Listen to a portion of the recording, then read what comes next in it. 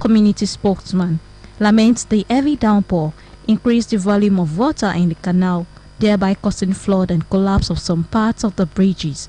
Governor Abiodun was accompanied to impacted communities in Gbangba Ijaye. Pole officers Shemilore Amore, Ogtv News.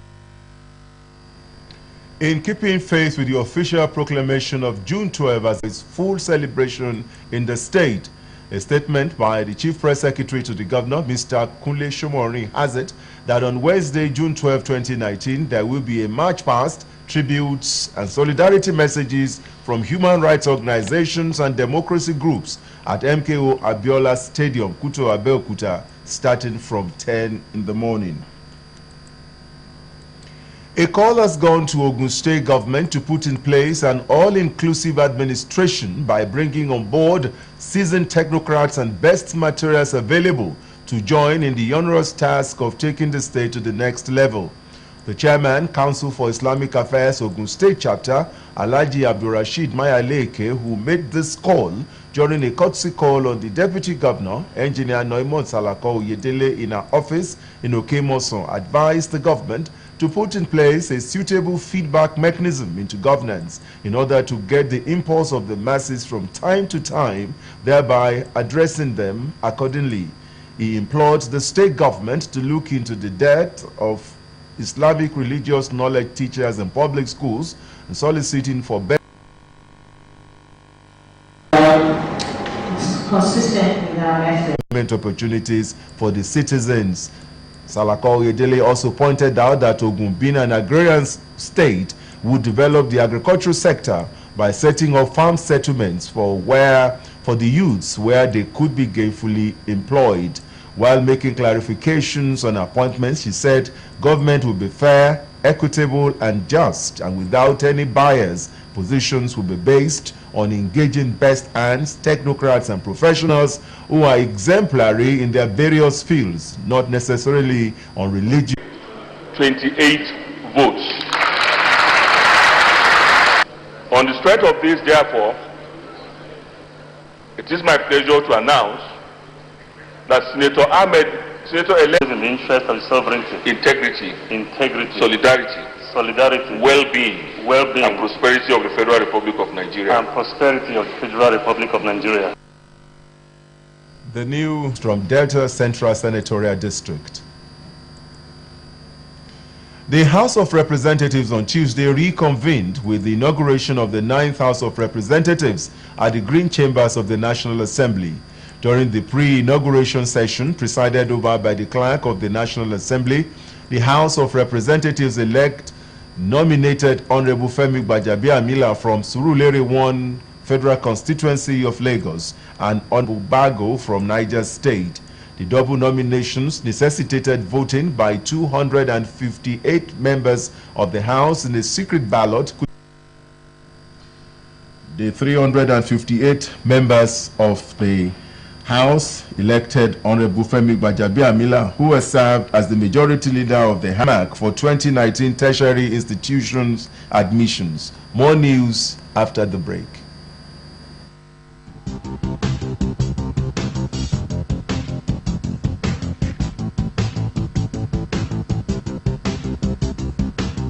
Even same thing goes to the Ogun State House of Assembly. We should do all we can to push the politics in the lawmaking aside. It doesn't help the people. It doesn't help the people that you've gone there to represent in the first place.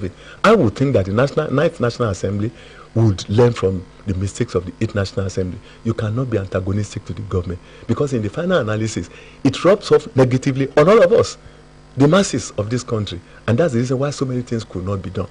I would think that the 9th National Assembly will be bipartisan, will be patriotic. To make laws for us, they have to say what is going on in the country. You know, they have to regulate the activities in the country.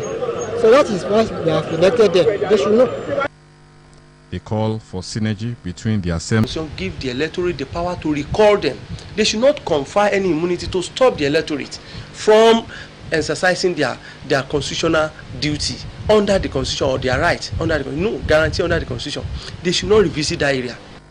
Now that the stage is set, all that is expected from the legislators is nothing but performance that will make positive impact on the lives of the citizens and the nation. Tunde Olaniro, Ogtv News. The presidential form of government is a democratic system where the head of government leads an executive arm that is separate from the legislative and judiciary arms, while the parliamentary system is where the executive and arm of the government has direct or indirect support of the parliament. Charity James in this special report takes a look at people's views. Because it's more counsel to the petitioner spoke on a matter raised during cross-examination while trying to correct the statement of the witness, saying it is contradictory. Counsel to the respondents thereafter raised an objection that the petitioner's counsel has no right to correct any contradiction when it is not ambiguity. There were various arguments on the statement, but at the end, Chairman of the panel, Justice Yusuf Harilu, sustained the objection raised by the counsel to parties speak on the implication of this to the petition.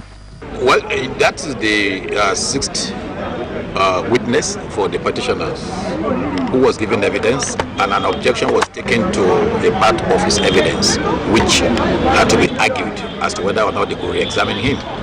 And the court ruled in our favor, as you were in court when the arguments took place. So the court agreed with us that the question put in re-examination was no problem. Of course, the court overruled, sustains the objection that there was no ambiguity to warrant the re-examination.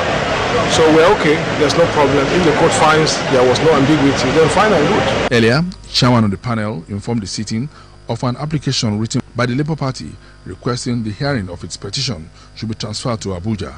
He says such letter should be addressed to the President of the Court of Appeal and not to him. It should be recalled that there is a petition before the panel filed by the Labour Party in Ogun State against the INEC and others for unlawful exclusion of its name and its logo during the March 9 governorship election in the state. The management of the newly created Ogun State Community and Social Development Agency has paid a courtesy visit to Ogun State Television Abeokuta in order to solicit for support of their various projects for the communities in the state.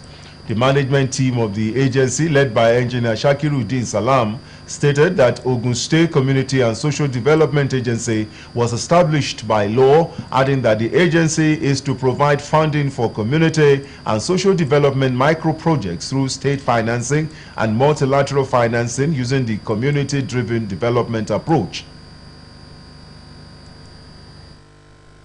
The government, in collaboration, the state government, Ogun State government, in collaboration with the federal government and the World Bank, they are bringing what is called Ogun State Community and Social Development Project to Ogun State, which is designed to alleviate poverty at the community level through provision of infrastructure and social amenities, free of charge to the community. While shedding more light on the agency's mission to the communities in the state, Salam calls on the communities to make use of the opportunity. For any community to benefit, they must fulfill certain conditions. One major condition is that whatever the cost of projects that they have decided to embark upon, they must be ready to contribute 10% of that project, both in cash and kind, or purely cash of the community. So one good thing about this project is that it is the community that will decide what they want. We are going to assist them in listening their needs, and they will now rank their priority. Responding, the general manager of Ogun State Television, Mr. Festus Kainde, admonished the agency to put up a jingle towards sensitizing the communities on the benefits to be derived. The Ogun State Judiciary will be holding a special court sitting in honor of late Honorable Justice Albert Gbadebo Oduyemi.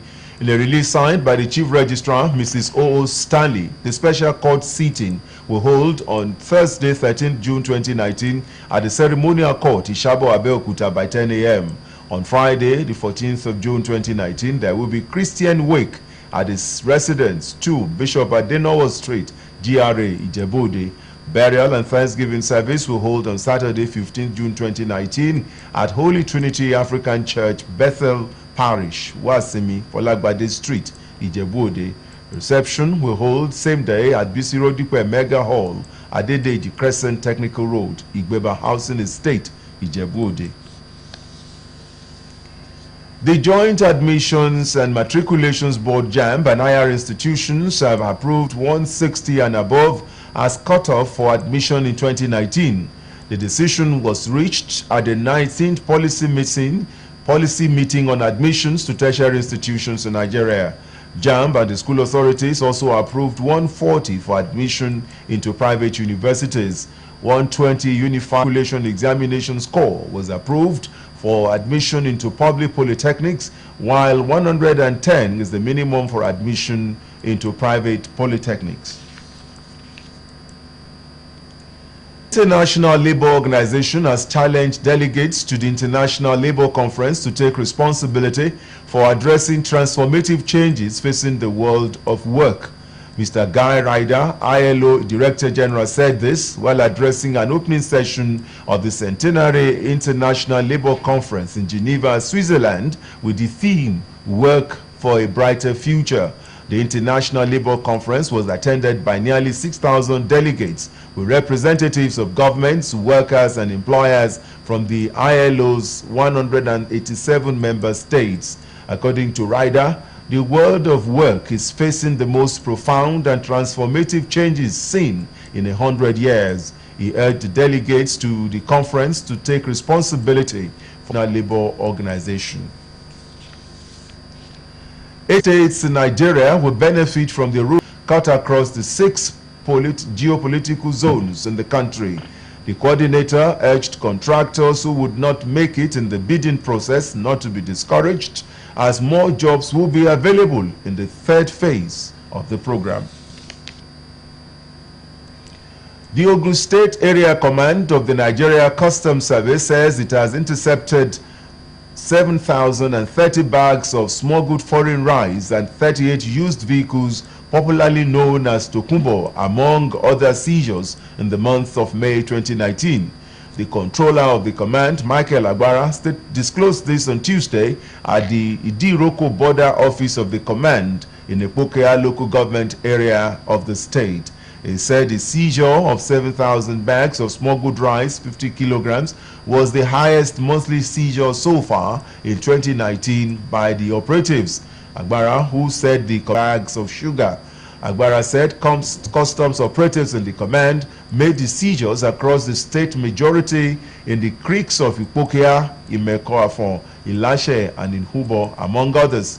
He said the command overshot its monthly target by a difference of over 450 million naira. The effect of power supply on small and medium-scale business cannot be overemphasized, as stable electricity is of immense benefit to job creation, especially in a developing country like Nigeria. Moreni Keji Shobaloju in this report underlines the impact of stable power supply on job creation. The role of small and medium-scale businesses in the overall growth and development of any economy cannot be overemphasized, particularly in the manufacturing sector of such economy. However, the potentials of either private or public sector contributing to the economic growth and development of a country like Nigeria has been hampered by epileptic power supply. But without electricity, we cannot work.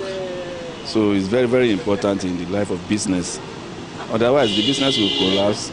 We will appreciate if government can. Although electricity supply in Nigeria recently could be said to be relatively stable, private business owners say regular power outage has taken on their production output. Look at it from the perspective of creating job and employment. You can run businesses without having a stable power. One of the business moguls in Nigeria has just spoken about it, Alhaji Aliko Dangote, that our economy cannot grow when we don't have stable power electricity. As you can see here, we sell electronics. People tend to come to electricity that is available just to come and get things to make use of it. So far, they are paying for the electricity. While government is commended for all efforts at repositioning the Nigerian power sector, The amount of megawatts so far generated up till 2017 needed to be improved upon to ensure stable power supply, thereby making its impact on job creation. If we are serious about business, it's wrong somewhere. Some people don't want us to have this power. Nigeria's Presidential Task Force on Power Generation recorded. Mujisola Sholaja of a foreign desk has more. Botswana High Court has ruled that decades-old laws criminalizing same-sex relations are unconstitutional in a landmark case. In a highly anticipated verdict delivered on Tuesday, Judge Michael Elburu set aside the provision of a Victorian-era 1965 penal code which punishes same-sex relations with up to 7 years in prison and ordered the laws be changed to the surface, allowing divers to enter. The boat was carrying South Korean tourists when it was hit by a cruise ship and capsized, killing 20 people and leaving 8 missing. Recovery efforts by Hungarian and South Korean teams have been hampered by high water levels in the Danube. The 4 bodies recovered have not been formally identified, but they are believed to be those of the boat's Hungarian captain and 3 South Koreans, including a 6-year-old girl, the only child to die in the accident. And from the world today, let's go to the world of sports with Hakeem Akintunde.